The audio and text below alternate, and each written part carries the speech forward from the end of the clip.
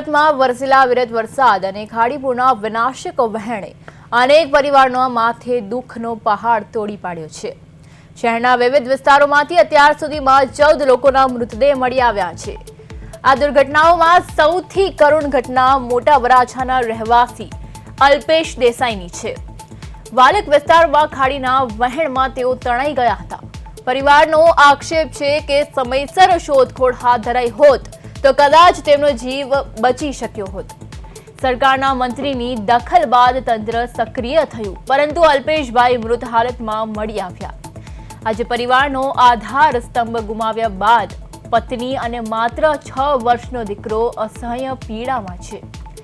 પરિવારનું કહેવું છે કે કોઈ પણ વળતર તેમના સ્વજનને પરત લાવી શકશે નહીં। તેઓ તંત્રની બેદરકારી માટે જવાબદાર અધિકારીઓ સામે કડક કાર્યવાહી અને ભવિષ્યમાં આવી દુર્ઘટનાઓ અટકાવવા અસરકારક પગલાં લેવાની માંગ કરી રહ્યા છે।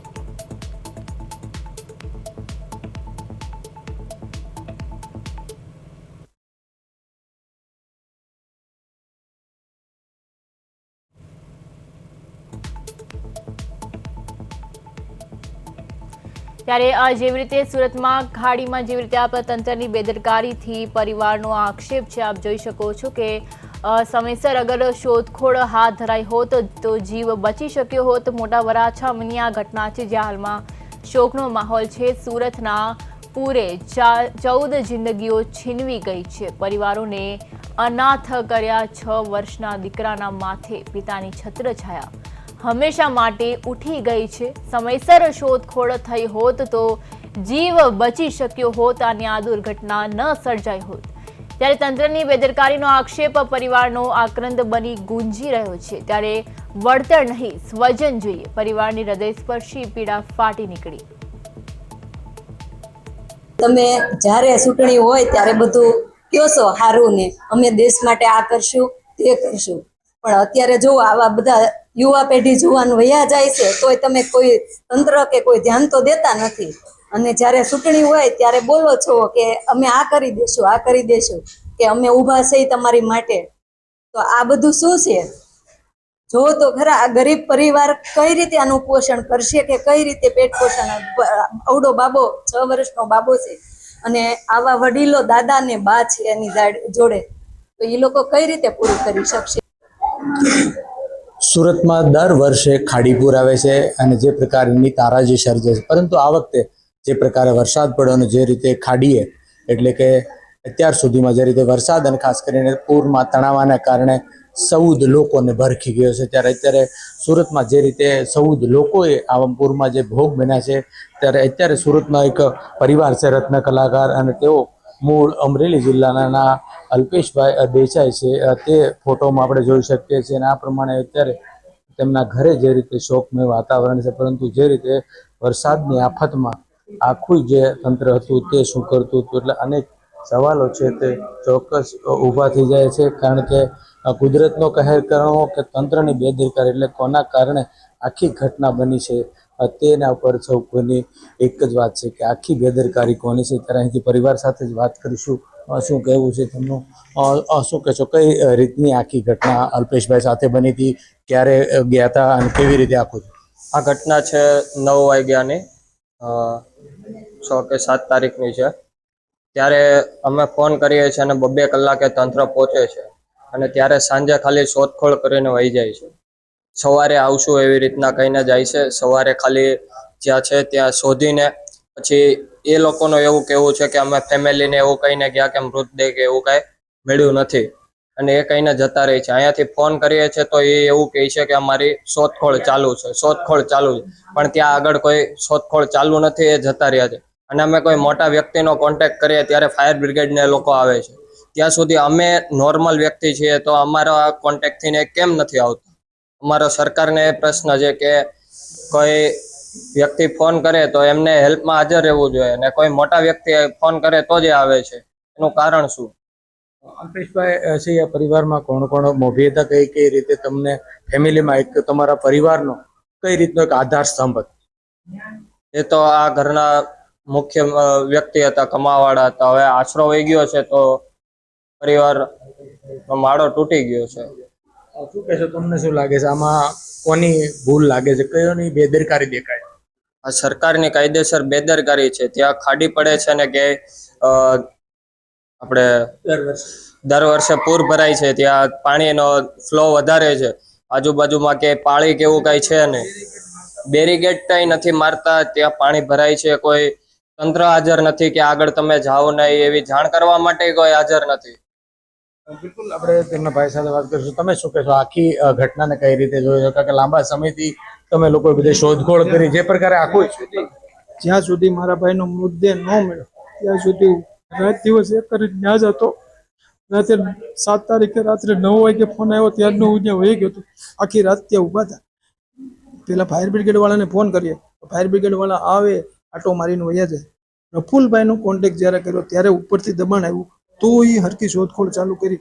તો મારું તો એમ કે હું આમ પબ્લિક છું, ફાયર બ્રિગેડને ફોન કરું તો ફાયર બ્રિગેડ આવે કેમ નહીં?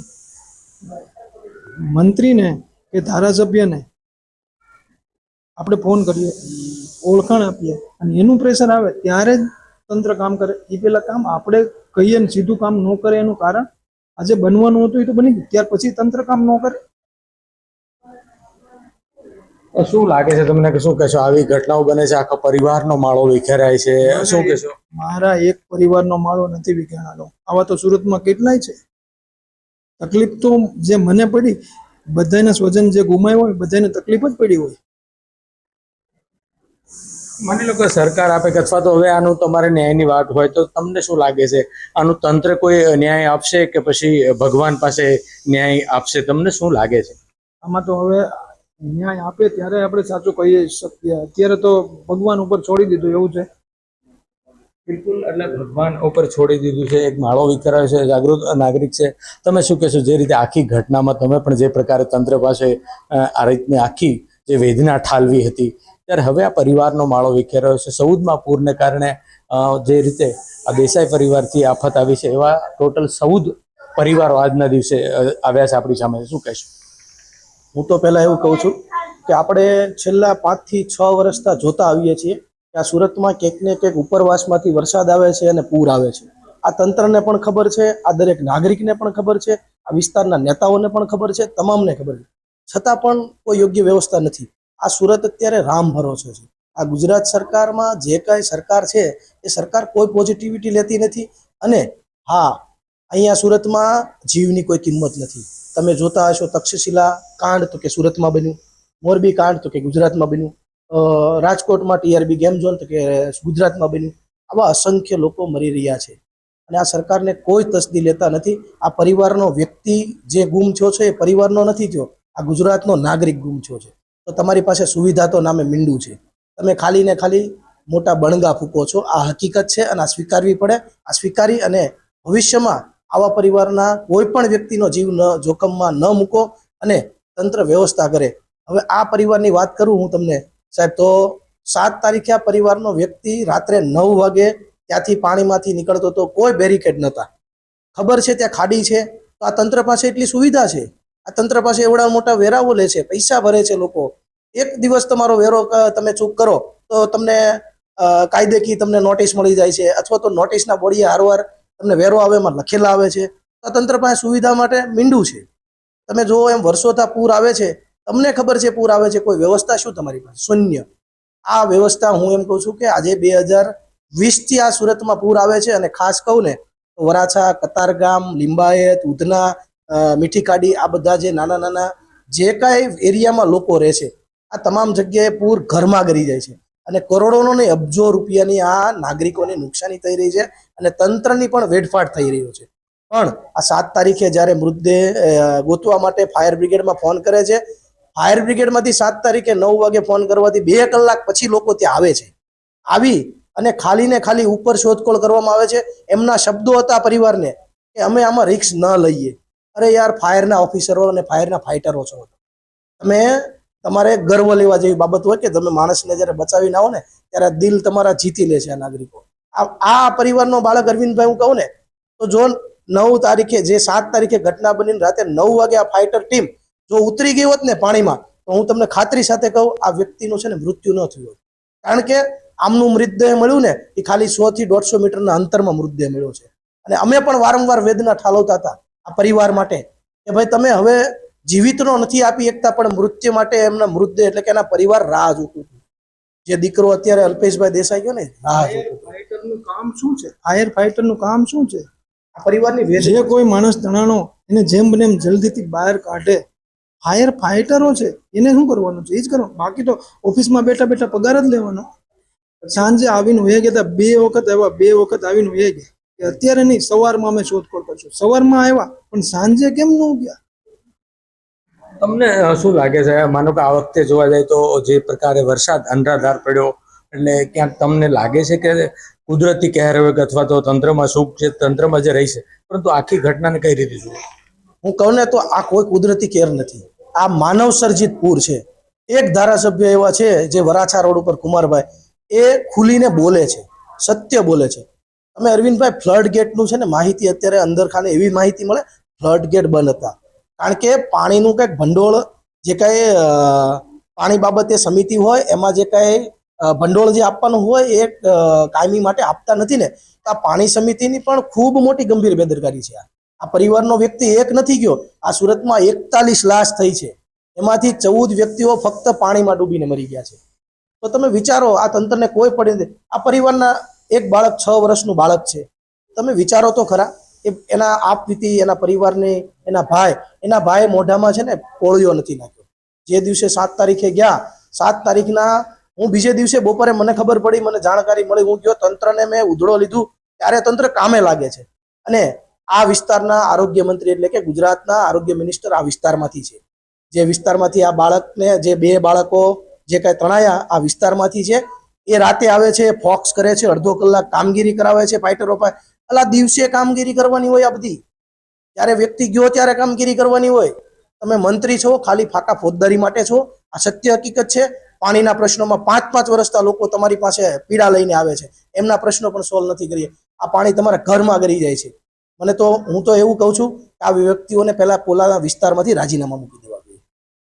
બિલકુલ, તો જે રીતે દુઃખ અને સાથોસાથ રોષ પણ છે તે સ્પષ્ટ દેખાઈ રહ્યો છે. એટલે પરિવારમાં જે પ્રકારનો માળો વિખેરાયો હોય ત્યારે સ્વાભાવિક છે, પરંતુ આ એક કોઈ કુદરતી નહીં પરંતુ માનવ સર્જિતનો જે છે તે પણ સામે કહી રહ્યા છે. ત્યારે જે રીતે સુરત મહાનગરપાલિકાનું તંત્ર કહી રહ્યું હોય કે દર વર્ષે આવતા વર્ષે ખાડીપુર નહીં આવે, આવતા વર્ષે નહીં આવે, પરંતુ ખાડી તો દર વર્ષે આવે જ છે અને આવી જ રીતે લોકો લેવાય છે. પરંતુ આ વખતે જે પાણી પૂરના કારણે 14 લોકોના મોત થયા છે, ત્યારે ચોક્કસ પરિવારોમાં એક માતમ છવાયો છે અને સાથોસાથ ઘરનો એક આધારસ્તંભ, ઘરનો એક માળો છે તે વિખેરાયો હોય, ત્યારે પરિવાર ઉપર શું વેદના હોય એ તો આ પરિવાર જ જાણી છે.